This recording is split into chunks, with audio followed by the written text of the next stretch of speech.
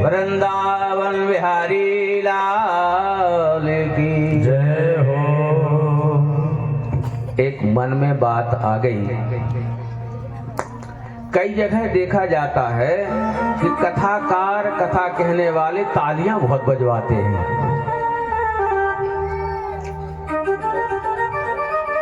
समझते हैं तालियों का मतलब क्या होता है? हमारे शास्त्र में विधान है कि हर व्यक्ति के ग्रह योग की दशा जन्म कुंडली में लिखी जाती है। पंडित जी लोग जन्म कुंडली बनाते हैं, उसमें जो है ग्रह दशा लिखते हैं कि इसका क्या फल होगा, इसकी उम्र कितनी होगी, आदि आदि आदि। इसी तरह है इन हमारे हाथ की हथेलियों में भी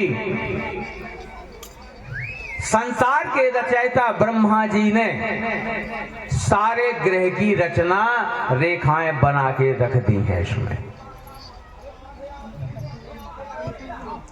हमारा क्या भाग्य होगा, क्या हमारा दुर्भाग्य है, कितना हमको सुख मिलेगा, कितना दुख मिलेगा, ये हाथ की अंगुलियों की रेखाओं में होता है। सभी लोग अक्सर माताएं जाती हैं, कोई पंडित जी आ जाए तुरंत यूं हाथ फैला देती हैं। पंडित जी बताओ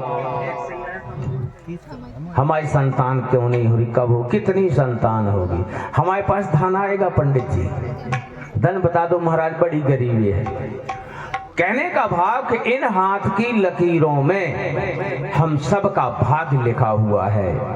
हमारे संत बड़े प्यारा भाव देते हैं कि अगर इन हाथ की लकीरों को भगवान के कीर्तन में अगर पीटा जाता है इस ढंग से,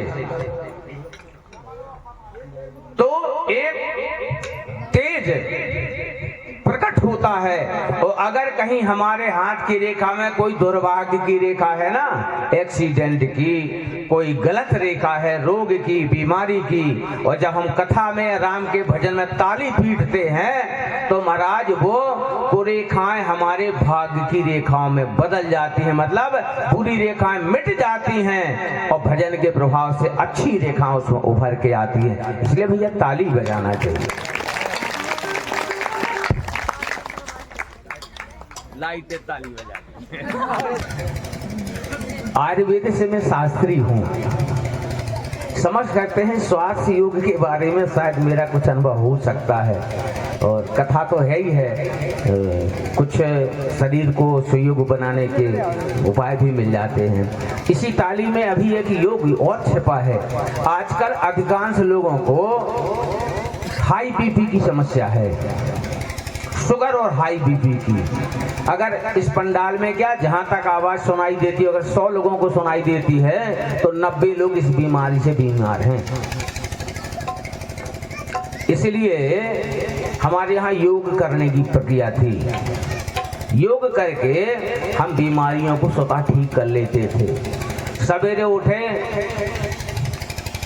हाथ फैलाया, हमारे सनातन धर्म का नियम है, सारे व्यक्तियों को करना चाहिए।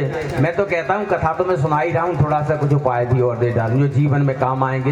हो सकता है कभी ना मिल पाए हों, समय होता है। कराग्रे बसते लक्ष्मी, कर मध्य सरस्वती, कर मूले स्थितो ब्रह्मा, प्रभाते कर दर्शनम। पंडित जी लोग हमारे समझते ये मंत्र होता है, बोलते हैं का इस हाथ के आगे भाग में बसते लक्ष्मी, माता लक्ष्मी का निवास है। जिसके लिए हम परेशान है ना कि धन नहीं आ रहा हमारे यहाँ, तुम्हारे हाथ की अंगुलियों में लक्ष्मी का निवास है। कर मध्य सरस्वती, गदेली हथेली के बीच में मैया सरस्वती रहती है। अब बताओ अगर लक्ष्मी ऊपर आ गई, सरस्वती बीच की गदिया में आ गई, अब क्या बचा? सांसारिक सुख। तो कर आग्रे बसते लक्ष्मी, कर मध्य सरस्वती, कर मूले स्थितो ब्रह्मा। ब्रह्मा जी बैठे हैं। ब्रह्मा माने हमारे बाप, सबके पिता, और जिसका पिता जिसके बगल में हो उस बेटे को कभी शायद दुख हो ही नहीं सकता। तो ये प्रक्रिया है। सो कर उठो, अपने दोनों हाथों को खोलो और इस मंत्र का जाप करो। नहीं बनता मंत्र कोई बात नहीं, इतना तो ख्याल है कि अंगारे सरस्वती, बीच में आगे लक्ष्मी, बीच में सरस्वती, नीचे ब्रह्मा, ऐसा करके हाथ घिसो और ऐसे अपने चेहरे पे लगा दो। सुंदर क्रांति। आपको लिपस्टिक, फेयर एंड लवली की लगाने की आवश्यकता नहीं है महाराज, अपने आप आपके अंदर तेज बढ़ जाएगा। ये तो बनावटी है, रंग दिया और थोड़ा सा पानी पड़ा तो पता चला जय श्री राम। तो ये योग है। ये मैंने निवेदन ताली के ऊपर से कर दिया है कि बहुत से लाभ हैं, क्योंकि समय उसका नहीं है, कथा पे आगे जाना है। कल कथा चल रही थी महाराज राजा ऋषभदेव, और यही ऋषभदेव संत बने, तपस्वी त्यागी बन गए, अजगर वृत्ति अपना ली और बहुत बड़े परमात्मा के साधक भक्त हुए। ऋषभदेव महाराज के 100 पुत्र थे। आगे इन्हीं के एक पुत्र राजा भरत हुए। भरत भी अपने पिता की तरह बड़े प्रतापी चक्रवर्ती राजा, प्रजा को अपने पुत्रवत पालन पोषण करते हैं, किसी को कोई तकलीफ होने नहीं देते। जैसे राम राज्य में कहा गया है कि दैहिक दैविक भौतिक तापा, राम राज काहू ने व्यापा। अगर हमारे संस्कार, हमारे विचार, हमारे कर्तव्य धर्म से जुड़े हुए हों तो ये बेकार आ भी नहीं सकते। बड़ा अच्छा सुंदर राज्य था राजा भरत का। राजा भरत ने राज्य किया और राज्य करते करते अवस्था बड़ी हो गई। अपने पुत्रों आदि को राज का भार सौंप करके और जंगल में तपस्या करने चले गए। बड़ी तपस्या करी। त्रिकाल संध्या जो हमारे धर्म की विधा है, अष्टांग योग, इस सब का पालन करते हुए भगवत भजन में लीन है। प्रातः रोज गंगा जी में जाते हैं, सूर्य भगवान को सूर्य उदय के समय और अंजलि में जल देते हैं। आदिदेव नमस्कार कृत्यम प्रसिद्ध मम भास्कर आदि आदि मंत्रों के द्वारा संयोग हुआ कि राजा भरत अब ऋषि भरत, जबकि राजा भरत अब तपस्वी जो है ऋषि भरत महाराज सूर्य भगवान को अर्घ दे रहे थे। सूर्य उदय होने वाला था, कुछ अंधेरा था। उसी समय एक हिरणी जो गर्भवती है पानी पीने के लिए वहां पहुंच जाती है। उसी समय उस जंगल का राजा शेर भी पानी पीने के लिए उसी जल में पहुंचता है। देखो भैया, हम आपने ही नियम बिगाड़ रखे हैं। आज भी हमारे पशु पक्षी, पेड़ पौधे जो भगवान की इच्छा उसके अनुसार क्रिया कार्य करते हैं। पशु पक्षी जब तक सूर्य उदय नहीं होता तब तक वो जो चहल पहल नहीं करते। हम एक मनुष्य ऐसे हैं कि इसको ना रात पूजती है ना दिन। सूर्योदय के बाद ही वो भोजन को निकलेंगे, और जब तक अंधेरा है, ब्रह्म मुहूर्त जब तक नहीं होता, कोई भी चरेरू पक्षी उठता नहीं। और जो पक्षी उड़ता है उसको हम सम्मान नहीं करते। जैसे उल्लू रात में जगता है। क्या किसी ने उल्लू को कहा कि जय हो उल्लू महाराज? भले भी लक्ष्मी के वाहन हों, कोई उल्लू का जाप नहीं करता। क्यों? प्रकृति के सिस्टम से विपरीत है उसका कार्यक्रम। कौआ महाराज अक्सर कहा 3 बजे काँव काँव कर लें। तो जो ऐसा करता है, प्रकृति के नियम के विरुद्ध जीवन जीता है, उसकी कभी भी प्रशंसा नहीं होती है।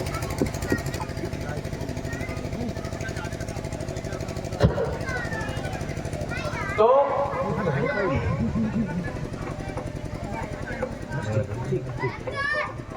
हेलो जी,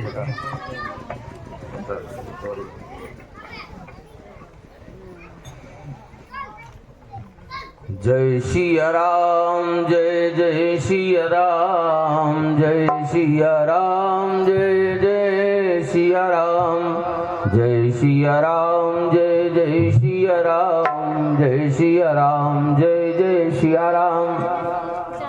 तो स्वागत की परंपरा बढ़ेगी क्या? जय हो भैया, भक्तों की जय हो। भगवान सबको सदा आनंद बनाए रखे। हमारी तो कामना है भैया, समय हम भी संन्यास आश्रम में चले गए हैं, 60 के ऊपर हो गए तो सन्यासी ही हैं। हम तो हमारी इच्छा है कि सभी लोग सुखी रहें। सर्वे भवन्तु सुखिनः, सर्वे सन्तु निरामयः, सर्वे भद्राणि पश्यन्तु, मां कश्चित् दुःख भाग् भवेत्। सब आनंद से रहें, जियो और जीने दो के सिद्धांत में हैं। पर समय का परिवेश थोड़ा सा विपरीत है। नास्तिकों ने डेरा जमा रखा है। अभी भागवत की महत्ता की चर्चा पिछली बार हो चुकी है कि कलयुग में महाराज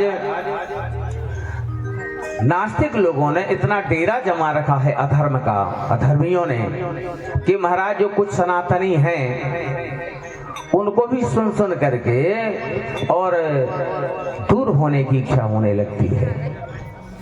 एक किस्सा आती है कि एक गांव में सारे नकटा ही नकटा आते, एक थे नाक वाले। पहली बार अतिक्रमण कर रहा हूँ भागवत के मंच पे, चुटकुला नहीं सुना था।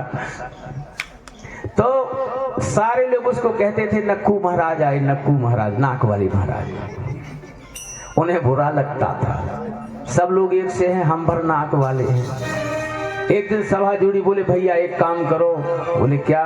बोले थोड़ी सी हमारी भी निकाल दो, हम अच्छे नहीं लगते। तो आजकल विधर्मियों की संख्या भैया बहुत बढ़ गई है। इससे सात्विक व्यक्ति भी और सात्विकता छोड़ने के लिए मजबूर सा हो रहा है।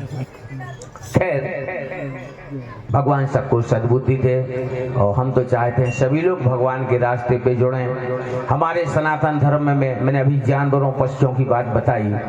महाराज हमारा जो भोजन है हमें वही पाना चाहिए। उदाहरणार्थ, शाकाहारी जीव हमारे जो होते हैं उन्हें आप बुरा आहार दे, वो छू नहीं सकते। और जो मांसाहारी जीव हैं उनकी पहचान अलग होती है। हम मानव हैं।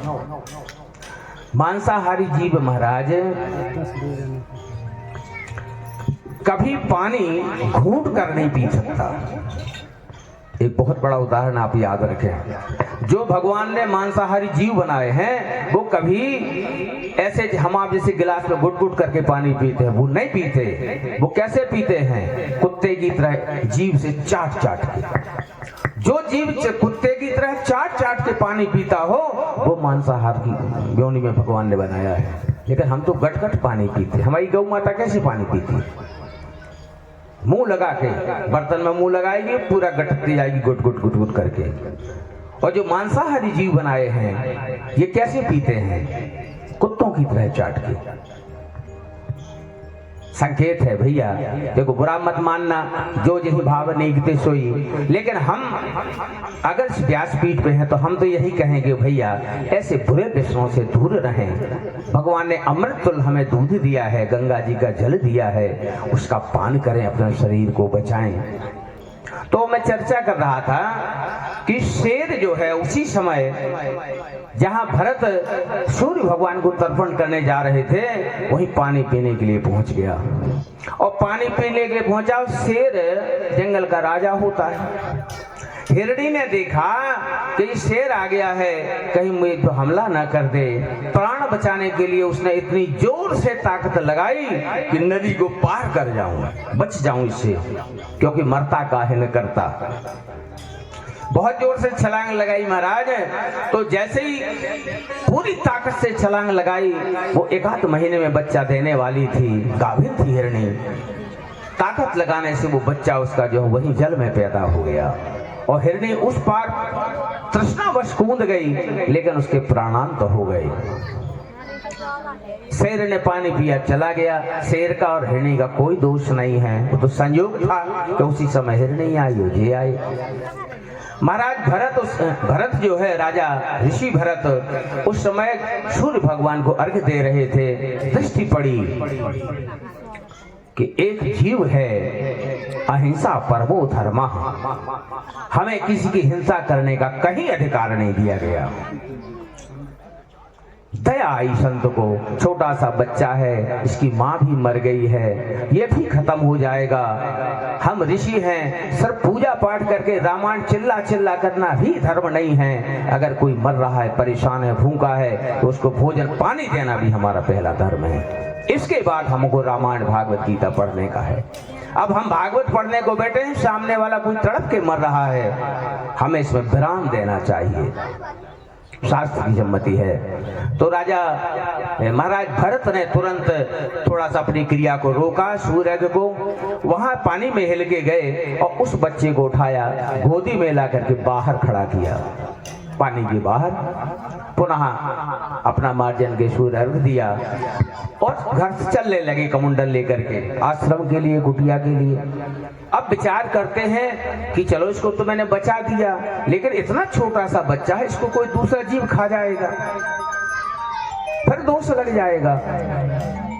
ऐसा विचार करते करते उस बच्चे को लेकर और महाराज भरत अपने आश्रम में ले गए। आश्रम में रहे, छोटा सा बच्चा, उसको दूध पिलाते हैं, बड़ा हो गया थोड़ा घास खिलाते हैं, ऐसा करते करते और जो है बड़ा होने लगा बच्चा।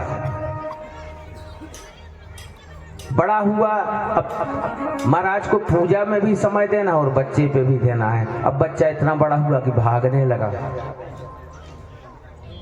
2-4 साल का हो गया तो भागने लगा। अब जो है महाराज आधा ध्यान पूजा में और आधा हिरण के बच्चे में। इतना प्यार हो गया कि महाराज हिरण के बच्चे से जितना भगवान को था प्यार, भगवान जैसे ही होने लगा हिरण से प्यार। और हिरण का बच्चा भी हित अनहित पशु पक्षी उजाना, और मानस पुण्य गुण ज्ञान निधाना। देखो जानवर भी प्यार जानते हैं भैया। बड़ा स्नेह हुआ, करते कराते रहे आश्रम में। हिरण का बच्चा बड़ा हुआ, कभी जंगल चला जाता है हिरण का बच्चा तो बड़े दुखी होते हैं। शाम तक जब तक आता नहीं है परेशान रहते हैं, किसी जानवर ने तो नहीं खा लिया, कहाँ हेरा गया है, कैसा होगा हिरण का बच्चा, ऐसा सोचते हैं। तब तक वो घूम खा के आ जाता है। समय गुजरा, बुढ़ापा आ गया, अब तो मृत्युशैया पे मरना है। लेकिन महाराज उसी मृग की चिंता में, मृग के ध्यान में वो भरत ने प्राण त्यागे।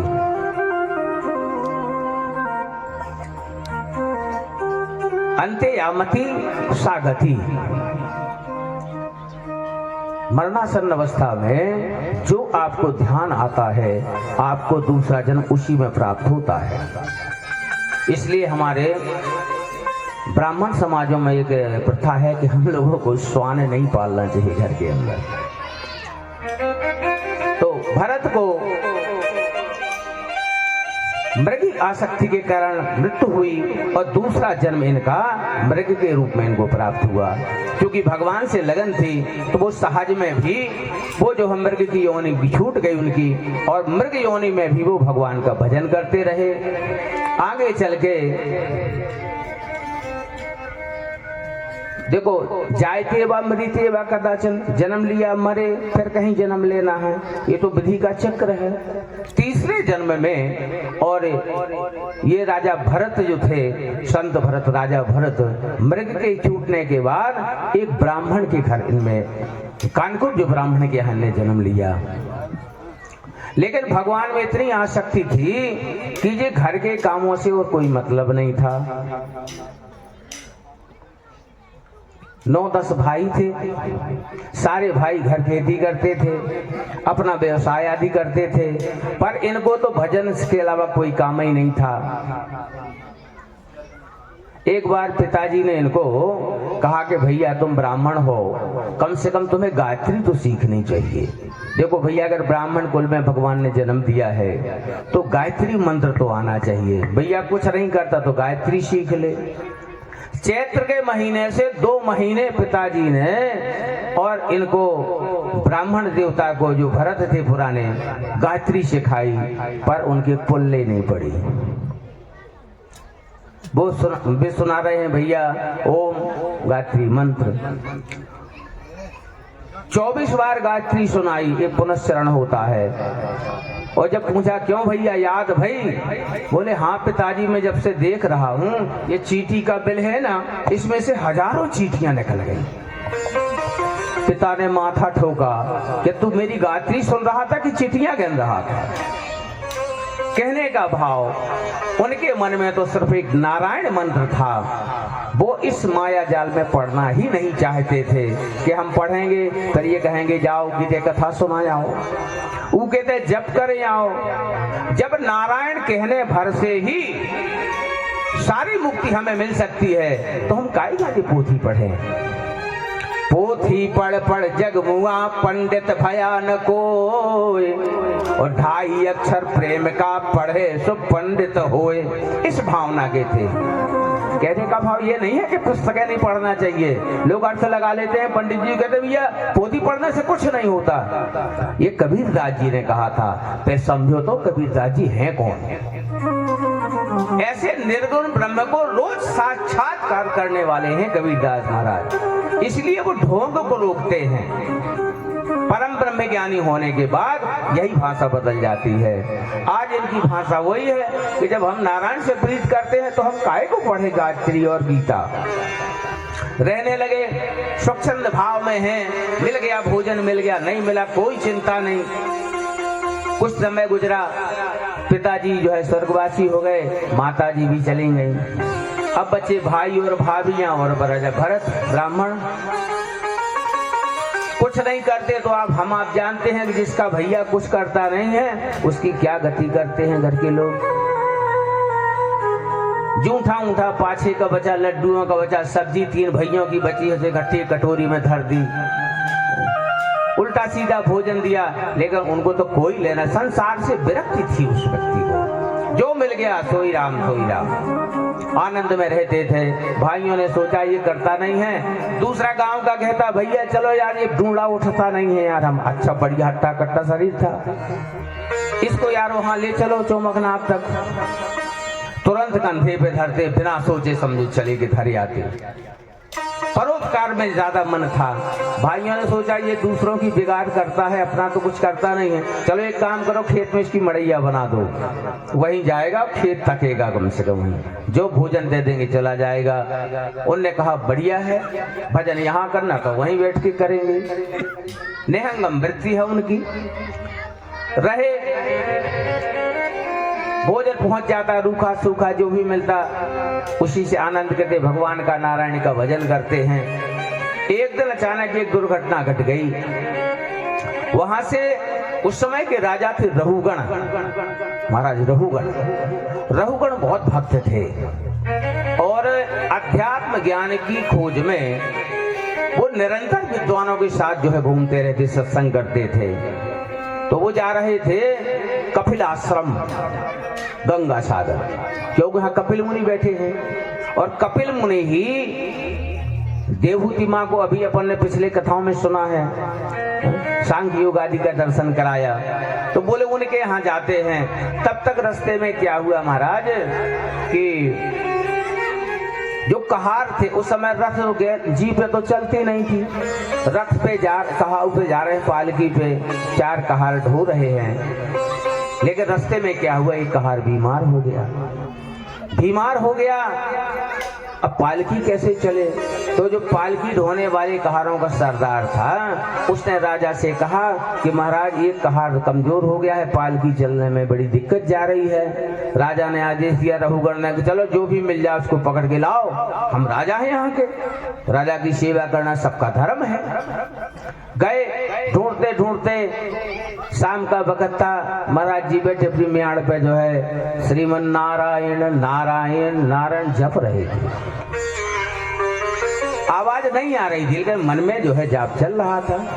देखा उन कहार के सरदारों ने, अच्छा लगता इकट्ठा आदमी है, ये अगर पालकी धोएगा तो महाराज 2 जने को तो अकेले यही खंडो लेने। बोले चलो महाराज। बोले कहाँ? बोले आगे राजा ने बुलाया। बोले चलो। बोले यहाँ बैठना तो वहीं चलते हैं। मतलब संसार की भावनाओं से, इस माया से उन्हें कुछ लेना देना ही नहीं था, सिर्फ अध्यात्म परमात्मा से उनका लगाव था। इसको मिट्टी मानते थे वो। चले गए महाराज, पालकी में लग गए। अब चूंकि विद्वान थे, जानते थे हमारे द्वारा किसी जीव का वध ना हो जाए। पालकी आगे आगे ढो रहे हैं और दो हाथ आगे नजर डाल के देखते हैं कि कोई चीटा चिटिया तो मकड़ी तो नहीं आ रही कि हमारा पैर पड़ जाए, वो मर जाएगी, दोष लग जाएगा। तो अगर दिखता है चीटा तो उसको बचाने के लिए उचक जाते हैं। ऐसी उचके महाराज तो पालकी जो है हिली डुली। राजा ने कहा क्यों है कहा रहे हो, क्या कर रहे हो ये? बोले महाराज क्या करें, हम तो बहुत अच्छा चलाते हैं पालकी को, संभल संभल के चलते हैं, पर ये नया कहार आया है, ये पता नहीं कैसे चलता है। थोड़ी चले, फिर एक जगह चीटा दिख गया महाराज को, फिर वैसे ही उचक गए, दो हाथ उचक गए महाराज, पालकी भी चटक गई। राजा का घर जो होता ना, वो लकड़ी का ढोने वाला पालकी में लगता है, क्या बोलते उसको, कठवा, वो उसमें सर घड़ा फटा गुड़ा। राजा गुस्सा हुए, हैं कैसे हो मूर्ख तुम लोग, जो है तुमको पालकी चलाना नहीं आता। कहारों ने बताया महाराज हमारी गलती नहीं है, ये नया कहार ये परेशान कर रहा है। राजा ने पालकी से झांक के देखा, क्या मस्त शरीर है, कोई टेंशन नहीं है, कोई चिंता नहीं है, जो मिल रहा खाते हैं, सांवला काला शरीर है। व्यंग किया महाराज रघुगण ने कि वाह सही बात कहते हो, देखो कितना कमजोर दुबला पतला है।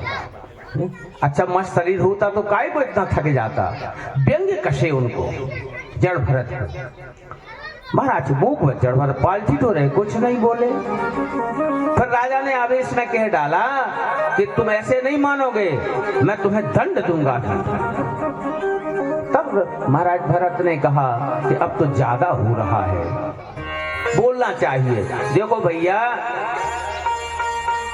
फिर उन्होंने कहा कि अगर नहीं बोलते तो भी समस्या खड़ी हो जाएगी, क्योंकि भरत जी है महाराज संत, और जिसका भार संत ढोवे उठावे और वो नरक चलो जाए तो भी एक अपराध है। भाई भरत जी कंधा लगे, ढो रहे की खा राजा रघुगण खा, और इस अपराध के बदले राजा को नरक जाना पड़ेगा। इसलिए रघुगण को समझाने के लिए महाराज भरत बोल पड़े ब्राह्मण के रूप में। उन्होंने कहा कि भैया राजा, तुम ये कहते हो कि हम तुमको मारेंगे, तुम्हें जो है सजा देंगे, तो सजा किसको दोगे? शरीर को, और मैं तो शरीर हूं नहीं, मैं तो निर्मम आत्मा हूं। तुम कहते हो कैसे, ये शरीर पतला मोटा है, तो मैं तो आत्मा एक सूक्ष्म हूं, शरीर पतला मोटा हो सकता है। इस ढंग के जब उपदेशक वाक्य महाराज भरत ब्राह्मण जी ने कहे तो रघुगण को समझ में आया कि मैं जो समझ रहा हूँ ये मल्लाह है, पालकी ढोने वाला नहीं, ये तो कोई संत है। और झांक के देखा तो महाराज मेला कुचेला जनेऊ दिखाई दिया, क्योंकि कभी नहाते ही नहीं थे, अशुद्ध ही शरीर नहीं होता था, शरीर का भान नहीं था। जनेऊ देखा महाराज रघुगण पालकी से उतरे और चरणों में गिर गए। माफ करो महाराज, क्षमा करो महाराज, गलती हो गई। महाराज ने फिर उसको जो है सारे धर्म के उपदेश, बड़ा लंबा उपदेश है, स्वर्ग की नरकों आदि की चर्चा सुनाई कि स्वर्ग क्या होता है, नरक क्या होता है, धर्म क्या है, ज्ञान क्या है, योग क्या है, धर्म क्या है, धर्म के नियम क्या हैं। इस ढंग की बहुत सी लंबी चर्चाएं सुनाई। अंत में रघुगण के जितने प्रश्न थे राजा के, जिन प्रश्नों को खोजने के लिए वो कपिल मुनि महाराज के आश्रम गंगासार जा रहे थे, वो यहीं रास्ते में उनको प्राप्त हो गए। दंडवत प्रणाम किया और संतुष्ट हो गए, अपने नगर राज्य को चले गए। और पंडित जी महाराज फिर लौट करके अपने खितवा की म्याड़ पे बैठे। म्याड़ पे बैठे हैं, उसी समय एक घटना और घटती है। उस क्षेत्र में चोर रहते थे, चोरों का एक सरदार था। तो चोरों के सरदार को कोई संतान नहीं होती थी। होता है ना दल का मुखिया, क्या बोलते हैं उसको, डाकू, मलखान सिंह या लाखन सिंह ऐसे नाम होते हैं, उसके संगे उनकी फौज होती है। तो वो चोर था, डाकू, उसके कोई संतान नहीं होती थी। और वहीं एक देवी माँ का मंदिर था, देवी माँ की पूजा करनी थी। और उसने कहा था, हे माता, अगर मुझे पुत्र हो जाएगा मैं तेरे यहाँ नर बलि चढ़ाऊंगा। भद्रकाली माता का मंदिर था। बोले, हे माता, अगर मुझे एक संतान